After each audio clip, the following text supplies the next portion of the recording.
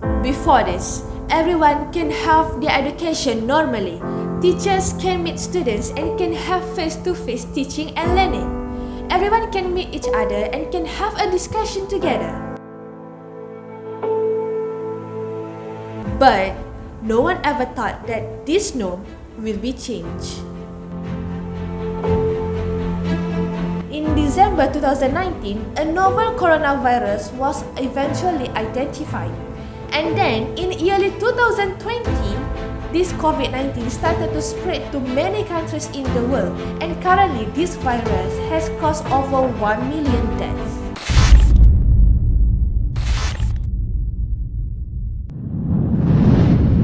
Based on WHO statement, this virus is transmitted through direct contact with respiratory droplets of an infected person.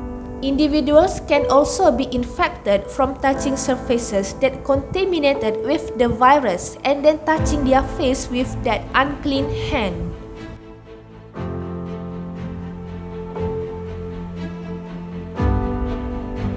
Therefore, many countries have taken precautionary measures by having lockdown, movement control order which is MCO, and new SOP to overcome this pandemic. Covid-19 gave big impact to many sectors, and education sectors has no exception.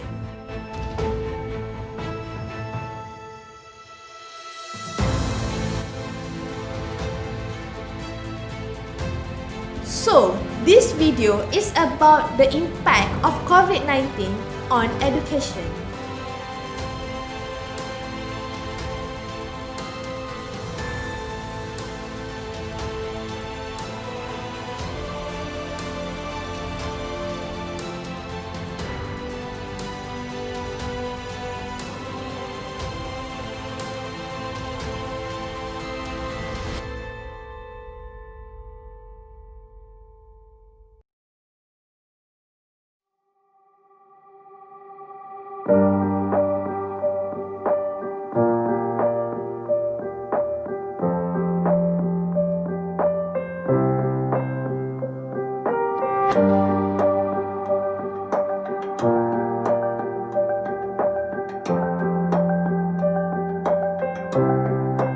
At the peak of this outbreak, education institutions were immediately closed to ensure the health and safety of educators and students.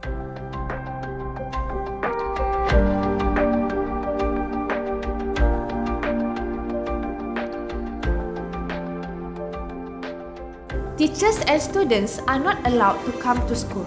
University students have to do online and distance learning, which is ODL, from home. Any face-to-face class and hands-on activity are prohibited to avoid the virus from spreading. These orders has affected the flow of teaching and learning since everyone has to stay at home.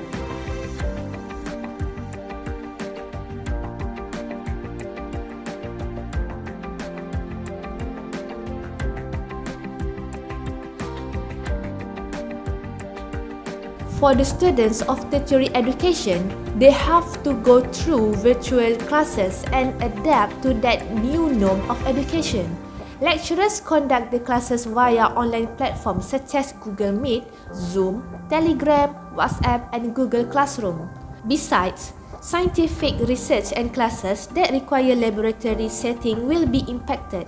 Since hands-on activity cannot be done, any practical study was changed to tutorial video provided by the lecturers.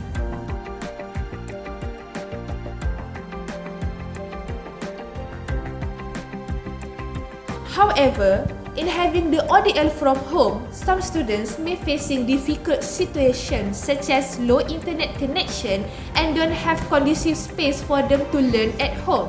This problem sometimes affect their mood of study and the mentality of the students.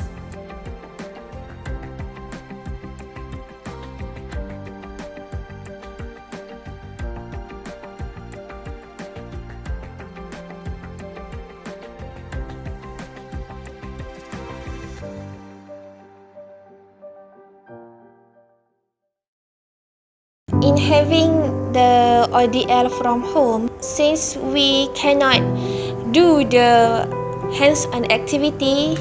I, as a biology student, I and my friends cannot do the lab practical, and we cannot conduct the experiment that we usually do in the campus. So some topic may be harder for us, and the only thing that we can do is watch the tutorial video provided by the lecturers. Besides that, we as a student are difficult for us to understand certain subjects, especially the mathematics and calculus, which require the solving method and calculation. So it difficult for us to have the online class to understand that kind of subject.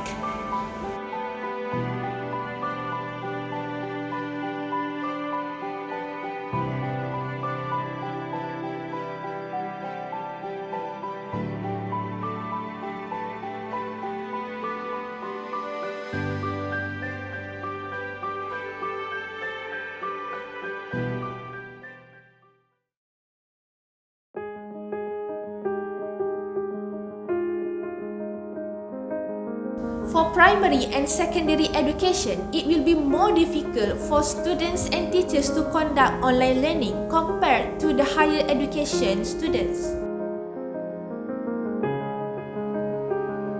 This is because not all school students has enough knowledge and conveniency to have an online class from home. However, teaching and learning still need to be done.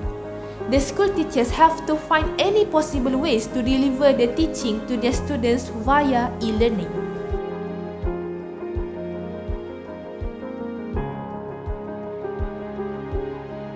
Besides, parents also have to engage with the study from home methods.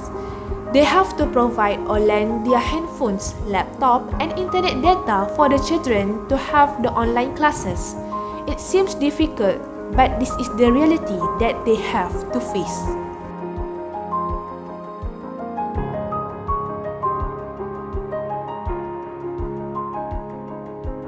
During the Conditional Movement Control Order, I conduct my lesson through DELIMA, which is a website by KPM.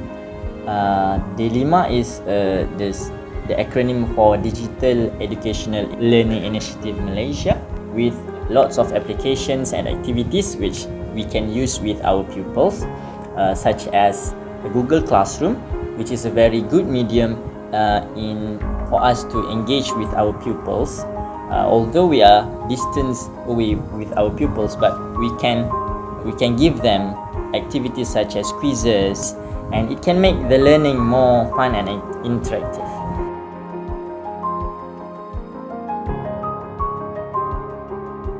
When situation has been abated, the education institution started to open again to continue the syllabus. But everyone has to follow the new SOP. Before the school reopened, I have to prepare safe distancing measures at schools, such as the distancing tape and also the arrangement of the students' desk at classroom. We have to make sure the gap is approximately 1 meter, and also we have to provide lots of places for them to wash their hands, so that we follow the SOP in order to maintain the new norm. Next, when the school opens, early in the morning I have to come to school and take the students' body temperature at the school gate, and if their temperature is normal, they can enter the school, and if their temperature seems like they are not very healthy, sometimes they have fever or flu, we advise them to go home for them to take some rest. And in classes, the students participate in the lesson, but they have to maintain their physical distancing, and teachers like me have to make sure the students follow the SOP. They are advised, they are encouraged to wear face masks, and always make sure they will be they distance themselves with their friends.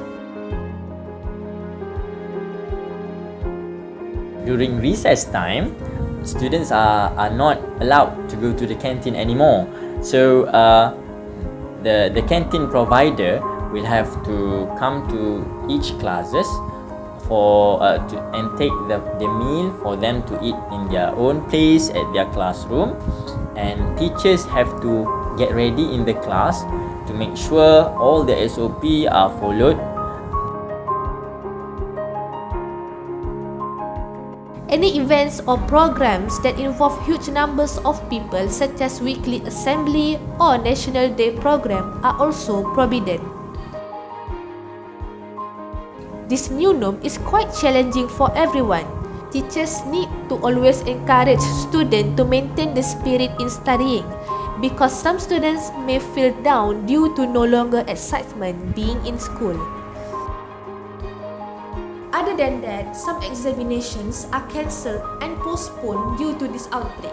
UPSR, which is for Standard 6, and PT3, which is for Form 3, are cancelled for this year. Meanwhile, SPM and STPM have to be postponed.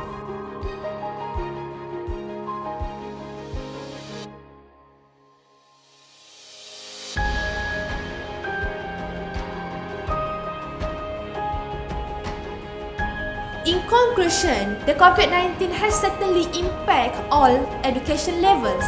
Education institutions in Malaysia face financial losses, while educators, staff and students face additional stress.